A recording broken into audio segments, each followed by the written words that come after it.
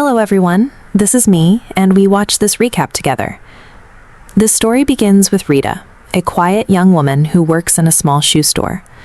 On what should have been an ordinary day, her entire life changes forever. The shoe store where she has worked for years is shutting down, and it is her final day on the job. As a farewell gift, her boss gives her a brand new pair of shoes before locking the doors for the last time. Although losing her job is upsetting, Rita believes she can start over and find another opportunity. She has no idea that this ordinary day will become the beginning of a nightmare from which she may never escape. After leaving work, Rita returns to her apartment building. Outside, she notices a crowd of people gathered around a car that has suddenly caught fire. Everyone's attention is focused on the flames, creating complete chaos. While the crowd watches the burning vehicle, two strangers quietly approach Rita from behind. Before she has a chance to react, they cover her mouth, inject her with a powerful drug, and carry her away. Because everyone is distracted by the fire, nobody notices that a young woman has just been kidnapped in broad daylight. It is a terrifying reminder of how easily someone can disappear without anyone realizing what has happened. When Rita finally regains consciousness, she finds herself tied tightly to a chair inside a strange house she has never seen before. Her hands and feet are restrained, and tape covers her mouth. Confused and terrified, she looks around the unfamiliar room, desperately trying to understand where she is and why she has been kidnapped. Soon, a man named Marcy enters the room, carrying a bottle of water. He calmly tells her that he will remove the tape and allow her to drink, but only if she promises to remain quiet. The moment the tape comes off, however, Rita immediately screams for help at the top of her lungs. Instead of becoming angry, Marcy simply laughs. He mocks her desperate cries because he knows there is nobody nearby who can hear her. He then cruelly places her back on the floor, kicks the bottle of water out of her reach, switches off the lights, and leaves her alone in complete darkness. Days begin passing in exactly the same horrifying way. Every basic human need becomes a tool for control. Food, water, and even simple kindness are treated as rewards that Rita can only earn through complete obedience. If she follows Marcy's orders, she receives something to eat. If she refuses or argues, she is left hungry and thirsty. Slowly, Marcy tries to break her spirit and convince her that resistance is useless. He wants Rita to become completely dependent on him, both physically and emotionally.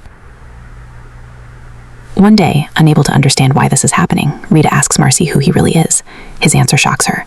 Instead of introducing himself as a kidnapper, Marcy calmly tells her that they are brother and sister. Rita immediately insists he is mistaken because she has never had any siblings. However, Marcy refuses to call her Rita. He repeatedly calls her Sylvie and claims that she has simply forgotten her true identity. According to him, she once belonged to a large, loving family before she mysteriously disappeared. Rita is horrified because she knows every word he is saying is a lie, yet Marcy speaks with complete confidence as though he genuinely believes it. From that moment onward, Marcy begins forcing Rita to become someone else. He refuses to give her food unless she introduces herself as Sylvie. He throws away her own clothes and forces her to wear clothing that supposedly belonged to Sylvie. Every part of her real identity is slowly erased. Even the smallest details are tightly controlled. One strange rule stands above all the others. Rita is forbidden from sleeping on the bed inside her room. Marcy warns her that if the bed looks even slightly disturbed, she will be severely punished. Not wanting to risk another beating, Rita curls up on the cold floor every night while the untouched bed remains beside her. Soon afterward, Marcy gives Rita an old diary with Sylvie written on the cover. He tells her the diary contains everything she needs to remember about her past. Inside, Rita finds photographs, names, birthdays, family relationships, personal memories, and a detailed family tree explaining every member of the household. The diary describes Sylvie as stubborn, spoiled, demanding, selfish, and difficult to live with. Reading these pages makes Rita furious. Marcy makes it painfully clear that he will never accept Rita as her real self. To him, she is no longer Rita. She is Sylvie, and nothing she says or does will change his mind. He coldly tells her that pretending is not enough. She must completely become the daughter his family believes they have lost. He then reminds Rita that she now belongs to this family, whether she likes it or not. If she refuses to cooperate, nobody will be responsible for protecting her. The threat is clear. Her survival depends entirely on obeying their rules. Finally realizing that resistance only brings more pain, Rita tells Marcy she will continue learning about Sylvie and try to remember the identity they have forced upon her. However, Marcy believes one final lesson is necessary before she can earn even the smallest amount of trust. Looking down at the meal he had angrily thrown onto the dirty floor, Marcy orders Rita to eat it. The food has already been crushed beneath his shoes and is covered with dirt, but he insists she must eat every bite. Rita refuses, unable to accept such humiliation. Without saying another word, Marcy turns toward Anna and calmly orders her to eat the food instead. Anna immediately kneels on the floor without arguing, prepared to obey the cruel command. Watching another innocent person suffer because of her is more than Rita can bear. She quickly joins Anna on the floor, and together they silently eat the dirty food. It is one of the most heartbreaking moments in the story because Rita realizes the family members are punished not only for their own mistakes, but also for each other's actions. The system is designed to make everyone control one another through guilt and fear. Later that night, Anna quietly visits Rita's room. Unlike the others, Anna treats her with genuine warmth and hugs her tightly, telling her how happy she is that her big sister has finally come home. During their conversation, Anna shares an important secret about surviving inside the house. She explains that the more convincing Rita becomes as Sylvie, the more freedom Arpad will allow her. Eventually, if she earns enough trust, she may even be allowed to leave the apartment under supervision. Although Anna truly believes she is helping her sister, Rita realizes this information could become her best chance to escape one day. Because Rita has started following the rules, Marcy rewards her by moving her into a much larger bedroom. Compared to the tiny room where she was first imprisoned, the new room is cleaner, brighter, and more comfortable. However, the comfort is only an illusion. The first thing Rita does is carefully inspect every wall, window, and door, searching for a possible escape route.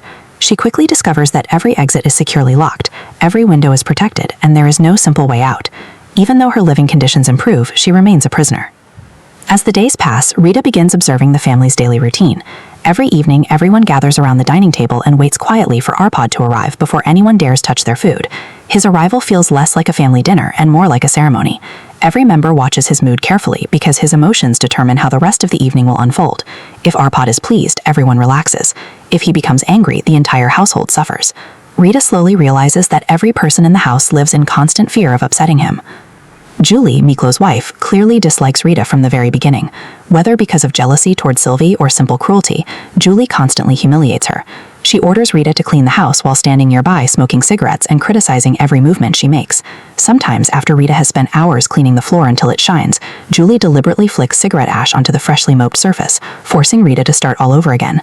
These small acts of cruelty are designed to remind Rita that she has no dignity or control over her own life. One evening during dinner, Rita accidentally reveals something that changes everything.